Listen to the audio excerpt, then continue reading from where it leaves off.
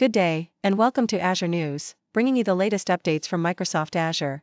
Today, we have important information for Power BI Premium customers regarding the transition to Microsoft Fabric. Last May, Microsoft announced the launch of Fabric, along with plans to retire the existing Power BI Premium per capacity SKUs, known as PSKUs. Existing P-SKU users will be required to migrate to Fabric SKUs at the end of their current agreements, as sales and renewals for these PSKUs have now officially ended. Microsoft understands the challenges involved in moving your data seamlessly. To support this, they're providing a 30-day grace period with free Power BI Premium capacity, matching the amount of your previous P-SKU purchase. This will help customers avoid paying for two capacities simultaneously and ease the transition. Transitioning from Power BI Premium to Fabric is straightforward. Simply reassign your existing Power BI workspaces to a new Fabric capacity. To facilitate large-scale migrations, Microsoft has even launched an automated migration tool. This helpful resource allows programmatic migration using Fabric REST APIs, streamlining the process for organizations with numerous workspaces. After your 30-day free grace period ends, your capacity performance will gradually slow, causing delays.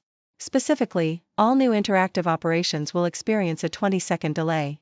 After 90 days, your capacity may be entirely frozen, and you could potentially lose access to your Power BI data unless you've successfully migrated or requested additional transition time through your Microsoft account representative. Fabric provides notable enhancements for customers, including eligibility for Microsoft Azure Consumption Commitment, MAC. This integration allows you to apply your Fabric expenditures toward fulfilling MAC commitments, along with gaining access to Azure-specific features such as trusted workspace access and managed private endpoints. For Power BI embedded users, Microsoft assures compatibility with Fabric capacities for embedded activities. Additionally, customers who purchase the Fabric 64 reserved instance SKU will now include a license for Power BI Report Server.